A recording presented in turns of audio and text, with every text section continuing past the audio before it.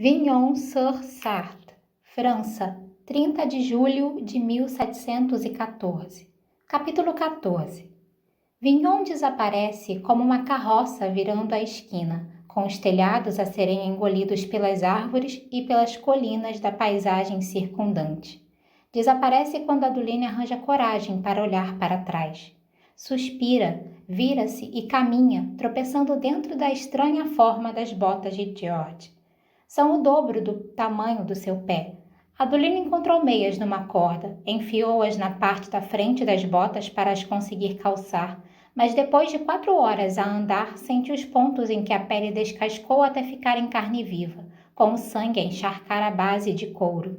Tem medo de ver, por isso não o faz. Concentra-se apenas no caminho que tem à sua frente. Decidiu caminhar até a cidade amuralhada de Le Mans. É o mais longe que já foi, e ainda assim nunca fez a viagem sozinha.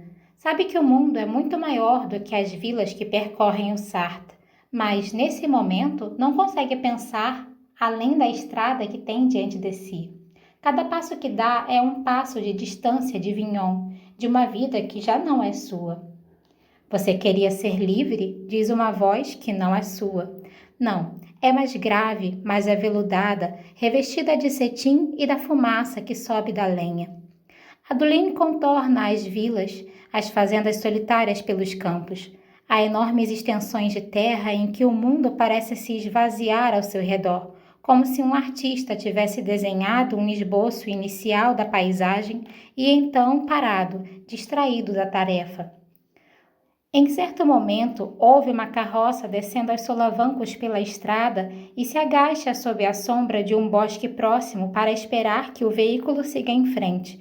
Não quer se afastar demais da estrada nem do rio, mas quando olha por cima do ombro, através de uma fileira de árvores, avista a coloração amarelada das frutas de verão e seu estômago ronca de verdade. Um pomar. A sombra é deliciosa, o ar fresco, e ela apanha um pêssego maduro de um ramo baixo e enterra os dentes cobiçosamente no fruto, com o estômago vazio a comprimir-se em torno da dentada doce. Apesar da dor, come uma pera também e um punhado de ameixas, bebendo mão cheia após mão cheia de água de um poço ao fundo do pomar, antes de se obrigar a continuar, a sair do abrigo e a regressar ao calor do verão. As sombras alongam-se quando finalmente se deita na margem do rio e descalça as botas para avaliar os estragos nos pés. Mas não vê nada. As meias não têm sinais de sangue. Os calcanhares estão livres de cortes. Não há vestígios dos quilômetros percorridos, do desgaste de tantas horas na estrada coberta de terra, embora tenha sentido a dor de cada passo. Os ombros também não estão queimados do sol, apesar de todo o dia ter sentido seu calor. O estômago anda-lhe às voltas, por vezes ansiando por mais do que fruta roubada, mas quando a luz declina e as colinas escurecem, não há candeias, não há casas à vista. Exausta, poderia se encolher ali, mesmo na beira do rio e adormecer, mas os insetos pairam acima da superfície da água e picam sua pele, de modo que ela volta para o campo aberto e afunda em meio à grama alta, como costumava fazer quando era mais nova e sonhava em estar em outro lugar. A grama engolia a casa, a oficina, os telhados de Vignon, tudo, a não ser o céu aberto sobre sua cabeça, um céu que poderia pertencer a qualquer lugar do mundo. Agora, enquanto contempla o crepúsculo salpicado de estrelas, sente saudade de casa. Não de Roger, nem do futuro que não desejava, mas do aperto nodoso da mão de Estelle sobre a sua enquanto a anciã lhe mostrava como colher framboesas dos arbustos, e do murmúrio suave da voz do pai enquanto trabalhava na choupana, com o aroma de seiva e serragem impregnado no ar, as partes de sua vida que nunca tinha desejado perder. Desliza a mão para dentro do bolso da saia, com os dedos procurando o passarinho esculpido. Não tinha se permitido tocá-lo antes, quase certa de que ele tinha sumido como todos os seus outros atos. Mas ele continua ali, com a madeira polida e morna.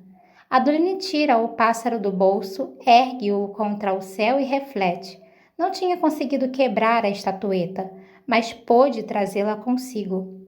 Entre os itens da lista crescente de negativas, Não pode escrever, não pode pronunciar o próprio nome, não pode deixar uma marca. Esta é a primeira coisa que ela foi capaz de fazer: roubar. Vai levar bastante tempo até aprender os limites da sua maldição, e mais tempo ainda para compreender o senso de humor da sombra, antes que ele a olhe com uma taça de vinho em mãos e faça a observação de que um roubo bem-sucedido é um ato anônimo, a ausência de uma marca. Neste momento, ela se sente simplesmente grata pelo talismã. Meu nome é Adeline Larry, fala para si mesma, segurando o passarinho de madeira com força. Sou filha de Jean e de Marthe e nasci em Vignon no ano de 1691, em uma casa de pedra que fica atrás de um velho teixo. Conta sua história para a pequena escultura, como se temesse esquecer a si mesma tão facilmente quanto as outras pessoas, sem saber que sua mente se tornou uma prisão inescapável e sua memória uma armadilha perfeita.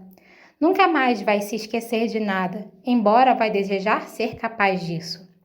Conforme a noite avança furtiva e a coloração arroxeada do céu dá lugar ao preto, Adeline ergue os olhos para a escuridão e começa a suspeitar que a escuridão esteja olhando de volta para ela. Aquele Deus ou demônio com seu olhar cruel, sorriso desdenhoso e feições distorcidas de uma maneira que ela nunca desenhou. Enquanto encara o céu com a cabeça erguida, as estrelas parecem assumir os contornos de um rosto, as linhas das bochechas e a testa. A ilusão se consolida até que ela quase se convence de que o manto da noite vai ondular e se distorcer, como aconteceu com as sombras na floresta. O espaço entre as estrelas se partindo para revelar os olhos cor de esmeralda. Morde a língua para não o evocar, com medo de que outra coisa decida responder. Afinal, não está mais em Vignon, não sabe quais deuses poderiam estar perambulando por estes lados. Mais tarde vai perder as forças. Mais tarde vai haver noites em que a necessidade vai suprimir a cautela e ela vai gritar, amaldiçoar e desafiar a escuridão a aparecer e confrontá-la. Mais tarde, não nesta noite. Está cansada, com fome e relutante em desperdiçar a pouca energia que tem com deuses que não vão atendê-la. Então deita de lado, encolhida, fecha bem os olhos e aguarda a chegada do sono. No meio tempo, pensa nas tochas pelo campo do outro lado da floresta e nas vozes gritando o seu nome. Adeline! Adeline! Adeline! As palavras a golpeiam repetidas vezes, tamborilando na sua pele como a chuva. Ela acorda um pouco mais tarde com um sobressalto. O mundo está escuro como tinta preta e o aguaceiro já ensopou seu vestido. Uma tempestade repentina e pesada está caindo. Com as saias arrastando no chão, Adeline cruza o campo, correndo em direção à fileira de árvores mais próxima. Em Vignon, adorava ouvir o barulho da chuva contra as paredes de casa. Costumava ficar deitada, escutando enquanto a água lavava o mundo.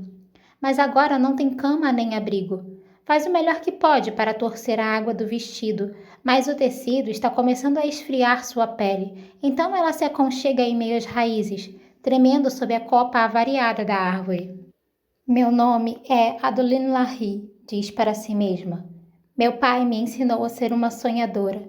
Minha mãe me ensinou a ser uma esposa. E Estelle me ensinou a falar com os deuses. Seus pensamentos se demoram em Estelle, que costumava ficar debaixo da chuva, com as mãos abertas como se quisesse apanhar a tempestade. Estelle que sempre preferiu sua própria companhia à dos outros, que muito provavelmente não se importaria em ficar sozinha no mundo. Tenta imaginar o que a anciã diria se pudesse vê-la agora, mas toda vez que tenta evocar aqueles olhos penetrantes, aquela boca sábia, Adeline se lembra apenas da maneira como Estelle olhou pela última vez, o modo como seu rosto se enrugou e em seguida ficou sem expressão. Depois de passarem uma vida inteira juntas, a lembrança de Adeline evaporou como se fosse uma lágrima. Não devia pensar em Estelle. Adeline abraça os joelhos e tenta dormir. Quando volta a acordar, a luz do sol está se derramando por entre as árvores. Um tetilhão está no solo coberto de musgo, bicando a bainha de seu vestido. Ela o espanta e verifica se o passarinho de madeira continua no seu bolso enquanto se levanta e cambaleia tonta de fome, dando-se conta de que só come frutas há um dia e meio. Meu nome é Adeline Larry, diz para si mesma enquanto volta para a estrada. A frase está se tornando um mantra, algo para passar o tempo, para medir seus passos, e ela a repete várias e várias vezes. Faz uma curva e para de andar, piscando furiosamente, como se o sol estivesse ofuscando sua visão. Não está, e no entanto, o mundo diante dela parece ter sido mergulhado em um amarelo vivo e súbito. Os campos verdes parecem ter sido devorados por um manto da cor da gema de um ovo. Olha por cima do ombro, mas a trilha atrás dela continua sendo verde e marrom, os tons habituais do verão. O campo adiante é de semente de mostarda, embora ela ainda não soubesse disso. A vista é simplesmente linda, de um jeito avassalador. Ade fica admirando a paisagem e por um momento se esquece da fome, dos pés doloridos, das perdas repentinas e fica maravilhada com o resplendor surpreendente, a cor arrebatadora. Avança pelo campo com as palmas das mãos roçando os botões de flores, sem medo de esmagar as plantas sob os pés, pois elas se endireitam assim que Ade passa, apagando seus passos. Quando chega à extremidade mais distante do campo, da trilha e da vegetação homogênea, a paisagem parece entediante e seus olhos buscam outra fonte de encantamento. Logo depois ela avista uma cidade maior e está prestes a contorná-la quando sente um aroma que faz seu estômago doer. Manteiga e fermento, o cheiro doce e substancioso de pão. Ela está com o aspecto de um vestido que caiu do varal, amassada e suja, e seus cabelos são como um ninho de rato, mas está faminta demais para se importar. Segue o aroma entre as casas da cidade e sobe uma rua estreita até chegar à praça da vila. Vozes se elevam junto com o cheiro de pão assando no forno, e quando vira a esquina, ela se depara com um pequeno aglomerado de mulheres sentadas ao redor de um forno comunitário. Empoleiram-se sobre o banco de pedra que o rodeia, rindo e conversando como pássaros em um galho de árvore, enquanto as broas de pão crescem dentro da boca aberta do forno. A visão é chocante, cotidiana de uma maneira dolorosa, e Adeline permanece na viela sombreada por um momento, escutando o trinado e o gorjeio das vozes antes que a fome fale mais alto. Não precisa vasculhar os bolsos para saber que não tem nenhum trocado. Talvez pudesse fazer uma permuta em troca do pão, mas tudo o que possui é o pássaro de madeira, e quando o encontra em meio às dobras das saias, seus dedos se recusam a largar a estatueta. Poderia pedir esmola, mas o rosto de sua mãe lhe vem à mente, com os olhos cheios de desdém. Sua única saída é roubar, o que é errado, sem dúvida, mas está com fome demais para deixar que o pecado pese na sua consciência. Só falta descobrir como fazer isso. O forno está sendo meio que vigiado, e apesar de ela parecer sumir da memória das pessoas muito rápido, ainda é de carne e osso, não um fantasma. Não pode simplesmente pegar uma broa de pão sem causar alvoroço. É bem capaz que as mulheres se esqueçam de Adeline em um piscar de olhos, mas que tipo de perigo ela correria antes? Se pegasse o pão e saísse correndo, por quanto tempo teria que fugir? E com que rapidez? Então, ela ouve o som, um ruído baixo de animal quase imperceptível sob o burburinho da conversa. Adeline dá a volta na guarita de pedra e vê sua oportunidade do outro lado da arruela. Uma mula sob a sombra, mastigando preguiçosamente a ração ao lado de um saco de maçãs e uma pilha de lenha. Tudo o que Adeline tem de fazer é dar uma palmada bem dada e o animal vai sair em disparada, mais pelo choque do que pela dor, ou é o que ela espera. A mula corre aos encontrões, derrubando as maçãs e a lenha avançando. Então, do nada, a praça se sobressalta e fica em meio a uma confusão breve, mas barulhenta, enquanto o animal trota para longe, arrastando um saco de grãos, e as mulheres ficam de pé num salto. O trinado e o gorjeio de suas risadas substituídos pelos gritos tensos de consternação. Adeline desliza para perto do forno como uma nuvem, apanhando o pão mais próximo da boca de pedra. A dor arde em seus dedos enquanto pega a broa, e ela quase a deixa cair no chão, mas está faminta demais, e além disso está começando a aprender que qualquer dor uma hora passa. A broa é sua, e quando as pessoas finalmente acalmam a mula, os grãos são devolvidos ao saco, as maçãs coletadas, e as mulheres voltam a se sentar ao lado do forno. Adeline já foi embora. Ela se recosta sob a sombra de um estábulo nos limites da cidade, cravando os dentes no pão ainda mal cozido. A massa se dissolve na sua boca, pesada, doce e difícil de engolir, mas ela não se importa. É o bastante para aliviar um pouco da fome. Sua mente começa a voltar aos eixos. A angústia se desfaz no seu peito, e pela primeira vez desde que saiu de Vignon, Adeline se sente, se não por inteiro, um pouco mais humana. Afasta-se do muro do estábulo e recomeça a caminhada, seguindo o sol e a trilha do rio em direção a Le Mans. Meu nome é Adeline, recomeça, mas depois para. Nunca gostou muito do nome e agora não consegue nem o pronunciar. Seja lá qual for o nome que use para si mesma, vai ficar apenas na sua cabeça. Adeline é a mulher que ela deixou para trás em Vignon, na véspera de um casamento que nunca quis. Mas Adi foi um presente que ganhou de Estelle, mais curto, mais afiado, o nome da garota que viajava para os mercados e espichava a cabeça para enxergar acima dos telhados, para a garota que desenhava e sonhava com histórias mais interessantes, com mundos mais grandiosos, com vidas repletas de aventuras. Então, enquanto segue seu caminho, ela começa a contar a história de novo na sua cabeça. Meu nome é Adilahri. Nova York, 11 de março de 2014. Capítulo 15. O apartamento está silencioso demais sem James. Adi nunca o considerou escandaloso. Charmoso e entusiasmado sim, mas dificilmente berrante. E agora se dá conta de como ele preenchia o ambiente quando estava ali. Naquela noite ele colocou um vinil para tocar e cantou enquanto preparava um sanduíche de queijo quente no fogão de 6 bocas. Comeram de pé porque o apartamento era novo e ele ainda não tinha comprado as cadeiras da cozinha. Ainda não há cadeiras na cozinha, mas também não há mais nenhum James. Ele viajou para gravar e o espaço se estende em volta dela, silencioso e grande demais para uma pessoa só, com o teto alto e o vidro reforçado combinados para bloquear os sons da cidade, reduzindo Manhattan a uma imagem quieta e cinzenta do outro lado das janelas.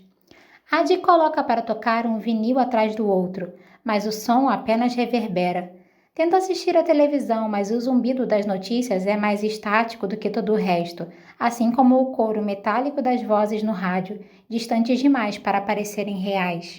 O céu é de uma cor cinzenta e estática, com uma bruma fina de chuva borrando a visão dos outros edifícios. É um desses dias perfeitos para acender um fogo a lenha, tomar uma boa caneca de chá e ler um bom livro. Mas a lareira de James é a gás, e quando inspeciona a despensa em busca de sua mistura favorita de folhas de chá, ela encontra a caixa vazia no fundo do armário. Além disso, todos os livros que ele tem em casa são de história, não de ficção, e Adi sabe que não pode passar o dia inteiro aqui apenas com a própria companhia.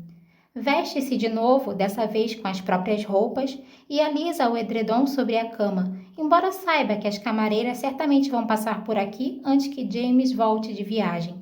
Depois de lançar um último olhar para o dia melancólico, rouba de uma prateleira do armário o cachecol xadrez de caxemira macia, ainda com a etiqueta fixada, e sai do apartamento, com um clique do trinco soando atrás de si. A princípio, não sabe para onde está indo. Há dias em que ela ainda se sente como um leão enjaulado, andando de um lado para o outro dentro de um cercado. Seus pés têm vontade própria e logo a levam para a área nobre da cidade. Meu nome é Adilahri, pensa consigo enquanto caminha. 300 anos se passaram e uma parte dela ainda tem medo de esquecer. Sem dúvida, houve momentos em que desejou que sua memória fosse mais volúvel, em que teria dado tudo para se deixar levar pela insanidade e desaparecer. É a estrada mais fácil, aquela onde você se perde. Como Peter, na história de Peter Pan, de Jane Ann Barrie. No fim, quando ele se senta no rochedo com a lembrança de Wendy Darling desaparecendo. Esquecer é uma coisa triste, mas é muito solitário ser esquecido. Lembrar-se de tudo quando mais ninguém se lembra. Eu me lembro, sussurra a escuridão, quase com gentileza, como se não fosse ele que a tivesse amaldiçoado. Pode ser que seja o mau tempo ou talvez seu estado de ânimo nostálgico, mas Ad vai em direção ao leste do Central Park, pega a Rua 82 e entra nos saguões de granito do Museu Metropolitano de Arte. Ad sempre foi apaixonada por museus. São espaços em que a história é contada fora do lugar onde aconteceu, em que a arte é organizada e os artefatos exibidos em pedestais ou pendurados nas paredes acima de pequenas placas didáticas. Às vezes, a Ade se sente como em um museu, um que somente ela pode visitar. Atravessa o saguão enorme, repleto de arcos de pedra e fileiras de colunas, abre caminho por entre a seção greco-romana e passa pela Oceania, exposições que apreciou centenas de vezes e continua andando até chegar ao pátio de esculturas europeias, com suas gigantescas estátuas de mármore. Encontra a escultura na sala seguinte, onde sempre fica. Exposta em uma caixa de vidro ao longo da parede, ladeada por peças feitas de ferro ou de prata. Não é muito grande para uma escultura, é do comprimento de seu braço, do cotovelo até a ponta dos dedos. Um pedestal de mármore com 5 pássaros de madeira empoleirados, cada um deles prestes a alçar voo. É o quinto da sequência que atrai seu olhar. A elevação do bico, a angulação das asas, o arqueado suave das penas, que uma vez foram entalhados na madeira e agora são recriados na pedra. A obra é chamada de revenir, regressar. Ade se lembra da primeira vez que se deparou com a escultura, um pequeno milagre exposto sobre um bloco branco e minimalista. O artista, Arlo Miré, é um homem que ela nunca conheceu, com quem nunca se encontrou, e, no entanto, ele achou um fragmento da sua história, do seu passado, e o transformou em algo memorável, valioso, belo. Ela gostaria de poder tocar o passarinho, passar os dedos ao longo de sua asa como costumava fazer, mesmo sabendo que não se trata do pássaro que perdeu, que este não foi esculpido pelas mãos fortes de seu pai, mas por um estranho. Ainda assim, está ali, é real e, de certa maneira, lhe pertence. Um segredo guardado, um registro, a primeira marca que ela deixou no mundo, muito antes de saber a verdade. As ideias são muito mais indomáveis do que as lembranças. Elas anseiam e estão sempre à procura de novas formas de criar raízes. Le Mans, França, 31 de julho de 1714. Capítulo 16.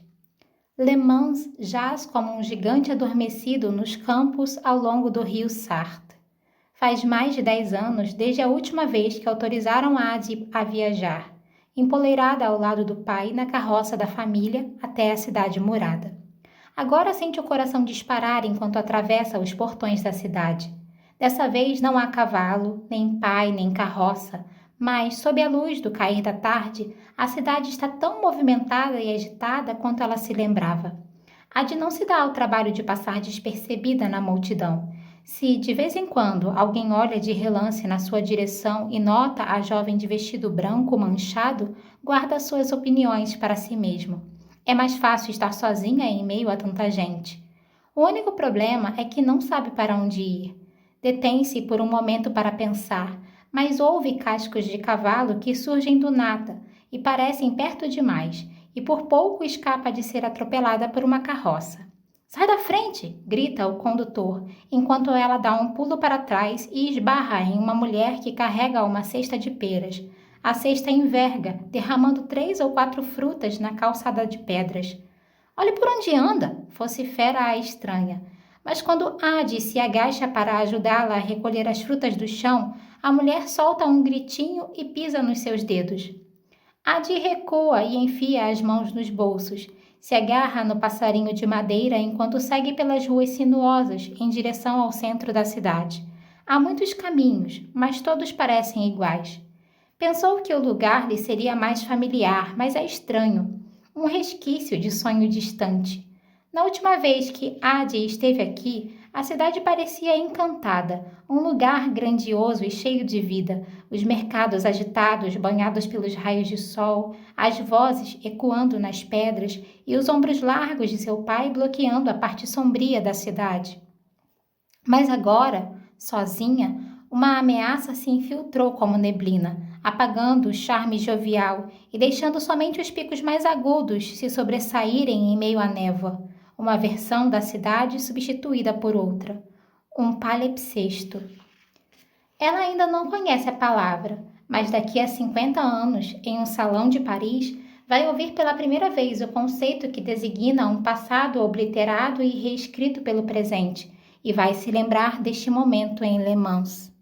Um lugar que conhece bem e que ao mesmo tempo não conhece.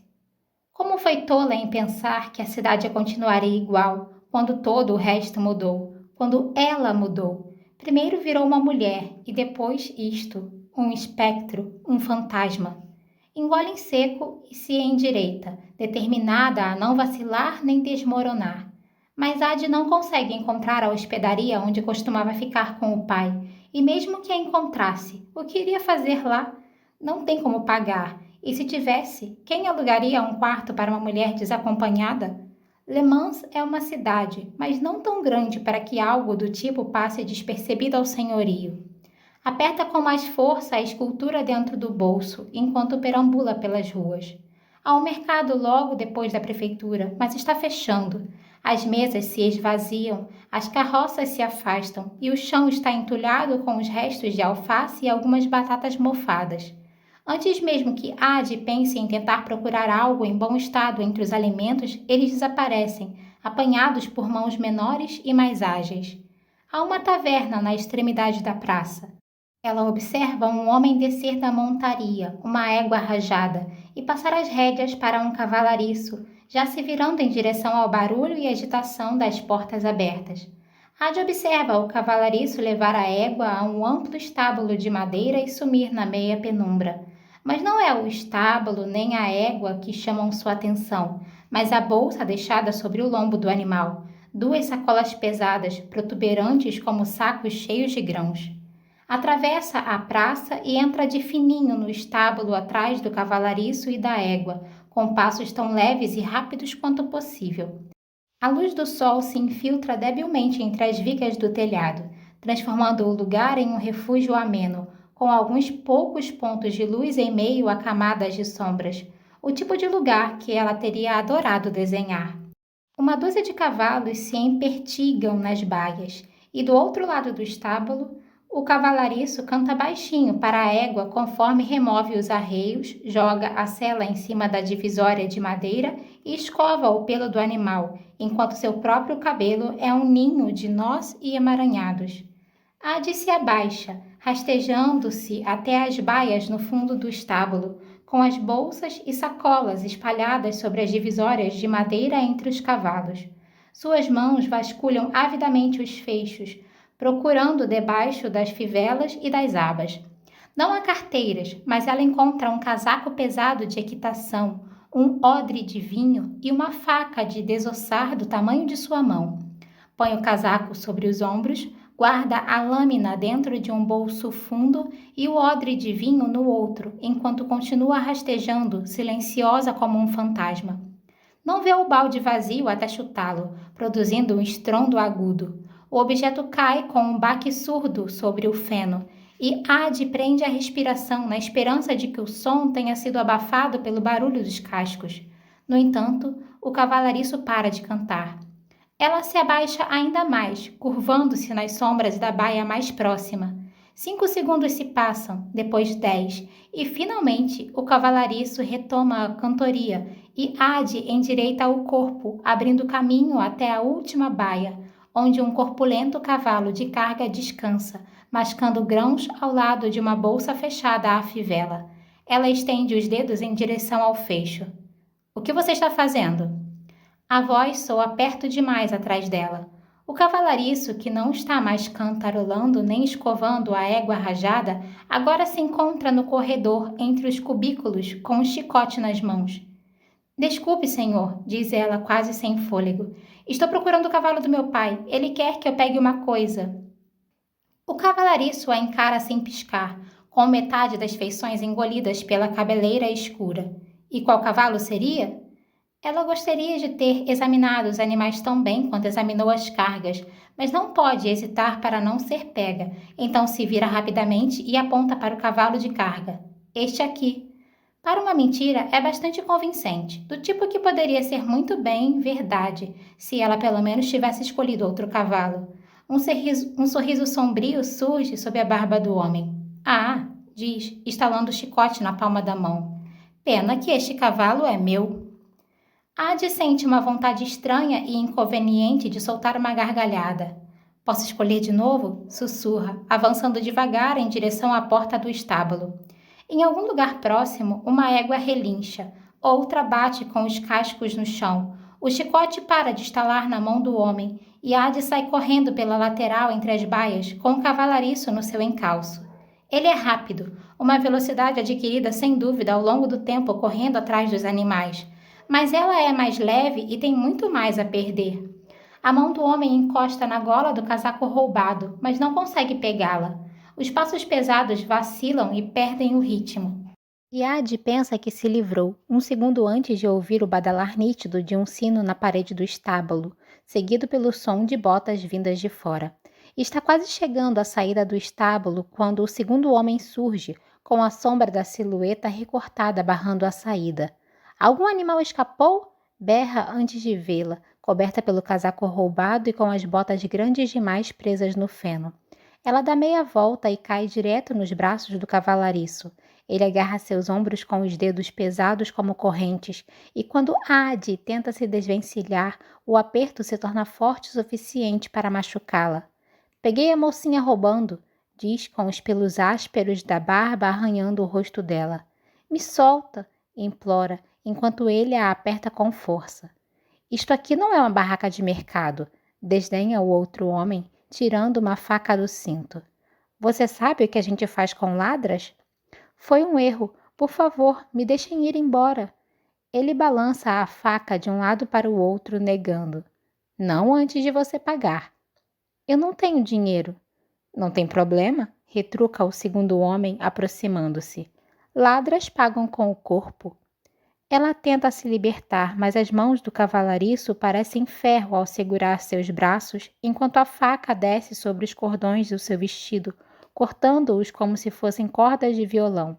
Quando se contorce pela segunda vez, não está mais tentando se desvencilhar, só alcançar a faca de desossar que está dentro do bolso do casaco roubado. Seus dedos roçam o cabo de madeira 2 vezes antes que consiga empunhar a faca. Golpeia a coxa do cavalariço com a lâmina para baixo e para trás, sentindo o metal afundar na carne de sua perna. Ele solta um grito de dor antes de empurrá-la para longe, como a uma vespa, jogando-a de encontro à faca do outro homem. O ombro de Ade lateja de dor enquanto a lâmina penetra sua pele e desliza para a clavícula, deixando um rastro de calor lancinante. Sua mente fica vazia, mas as pernas já estão em movimento, fazendo com que atravesse as portas do estábulo em direção à praça. Ela se joga atrás de um barril, saindo do campo de visão conforme os homens saem do estábulo aos tropeços, soltando palavrões e com os rostos contorcidos de raiva e de algo ainda pior, primitivo, ávido. Então, entre um passo e o seguinte, começam a desacelerar. Entre um passo e o seguinte, a urgência vacila e desvanece, e o propósito lhes escapa, como um pensamento fora de alcance. Os homens olham ao redor e então um para o outro. O cavalariço que Ade esfaqueou endireita o corpo, sem nenhum sinal do rasgo nas calças, nenhum rastro de sangue no tecido. A marca que ela deixou foi apagada. O grupo se empurra, se cutuca e volta para o estábulo, e Ade se inclina para a frente, repousando a cabeça no barril de madeira. Seu coração bate acelerado no peito. A dor traça uma reta intensa ao longo de sua clavícula, e quando pressiona o ferimento, seus dedos ficam vermelhos de sangue. Não pode ficar encolhida atrás do barril, então se força a se levantar. Cambaleia com a sensação de que vai desmaiar, mas a náusea passa e ela continua de pé. Começa a andar, com uma das mãos pressionada no ombro e a outra bem fechada ao redor da faca debaixo do casaco roubado. Não sabe muito bem em que momento decide ir embora de Le Mans, mas logo está atravessando o pátio, para longe do estábulo. Percorre as ruas, deixando para trás as hospedarias e as tavernas de má reputação, as multidões e as risadas estridentes, desistindo da cidade a cada passo. A dor no seu ombro se dissipa, indo de um calor lancinante a uma pulsação fraca, depois desaparece. Ela passa os dedos pelo corte, mas não está mais ali, assim como o sangue em seu vestido, engolido como as palavras que rabiscou no pergaminho na oficina do pai e as linhas que desenhou na lama à margem do rio. Os únicos vestígios do ferimento estão sobre sua pele, uma crosta de sangue seco ao longo da clavícula e uma mancha marrom avermelhada na palma da mão. E mesmo contra a vontade, por um instante, Ade fica maravilhada com a magia estranha, com a prova de que, de certa forma, a escuridão cumpriu sua parte do acordo. De um modo perverso, ele distorceu os desejos dela até virarem algo errado e podre, mas pelo menos concedeu isto a ela, a vida. Um som curto e raivoso escapa da sua garganta, e talvez haja um certo alívio nele, mas também horror. Horror da realidade da fome que ela está apenas começando a descobrir, do desconforto em seus pés, embora não se cortem nem se machuquem, da dor do ferimento em seu ombro antes que se curasse. A escuridão a livrou da morte, mas não disso, não do sofrimento. Vai levar anos até descobrir o verdadeiro significado dessa palavra, mas neste momento, enquanto caminha em direção ao crepúsculo espesso, Ade se sente aliviada por estar viva. Um alívio que vacila quando ela chega aos limites da cidade. Nunca tinha ido tão longe em toda a sua vida. Le Mans se eleva atrás dela, e adiante os muros altos de pedra cedem lugar a cidades dispersas semelhantes a pequenos bosques, seguidas pelo campo aberto, e depois Ade não sabe mais. Quando era pequena, costumava subir correndo as encostas que sobem e descem ao redor de Vignon, avançar até a beira da colina, onde o chão terminava, e então parar, com o coração disparado no peito enquanto se inclinava para a frente, ávida pela queda. Um ínfimo empurrão e o peso se encarregaria do resto. Agora não há colinas íngremes sob seus pés, nenhuma encosta, e, no entanto, sente que está perdendo o equilíbrio. Neste momento, a voz de Estelle se eleva para encontrá-la em meio à escuridão. "Como você anda até o fim do mundo?" perguntou a ela certa vez. E quando Ade não soube o que dizer, a anciã abriu aquele sorriso enrugado e respondeu: "Um passo de cada vez."